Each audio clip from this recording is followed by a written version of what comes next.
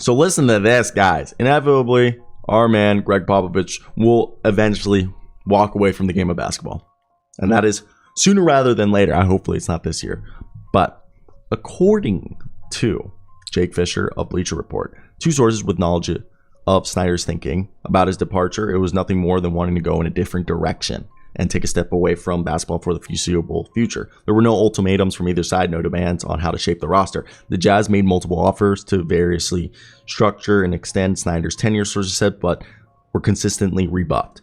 There's an expectation among league circles that the reason why Quin Snyder walked away from the Jazz's job is whenever San Antonio Spurs head coach Gregg Popovich does decide to retire from his post of head coach and so many other things, Snyder will be the leading candidate to replace Gregg Popovich. Snyder is said to be held highly in regard by Spurs CEO R.C. Buford. Man, how big of a news is that? Now, I've always expected, well, for years, we thought Becky Hammons was going to replace Gregg Popovich because everyone was like, they're going to be the one, because they're the first ones to hire a female coach and that, but she ended up taking the Las Vegas job and making so much money from that. Congrats on Becky Hammons for that. But what I wanted to say is they were always going to go for a former Spurs guy, specifically a guy that I think, I wouldn't be surprised if out of nowhere we hear Quin Snyder join the bench. And if he does join the bench, it's because he's going to be slowly, eased into the role of head coach. Oh, maybe not even eased in. Maybe it's just announced after next season that he becomes the head coach. Also, my nose, itchy as all hell right there. And I like the idea of Quin Snyder being the head coach. That offense would just be humming. And maybe Gregg Popovich is just building this roster up for Quin Snyder and their own communications. I don't know if that would be tampering. But the other thing is the Utah Jazz can block him from signing with anybody next year. If they did do that, oh my God, the lawsuit that would happen, I definitely think he would sue them. If like Gregg Popovich retired, or what would Gregg Popovich be like?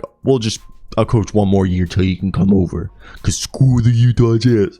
But I've honestly started this, it's not a rumor, I've started the narrative on my channel that I honestly thought Quin Snyder left because of Danny Ainge, not because of, oh my God, my nose is like itchy. And the window's not even open. I feel like it's just allergies, and I got like the itchiest nostril in the world. Honestly, itchy is all hell. And I just don't want to be looking like I'm picking my nose. But Quin Snyder, he's a guy who coaches a complex offense. And that's the thing why I wouldn't be surprised if the year before Gregg Popovich does decide to retire, they bring in Quin Snyder to start implementing his offense. So when he does take over, the guys know how to run his offense. Because again, it's a complex offense. It's not an easy offense, which, I mean, it's one of the reasons why the Jazz are so dominant during the regular season. That offense, everyone says the first year is kind of you learn the offense, and then the second year is you implementing the offense at its fullest.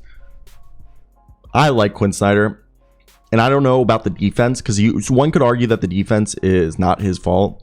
And it was roster construction, as he's not had great perimeter defenders, even though Donovan Mitchell has all the tools to be a great perimeter defender.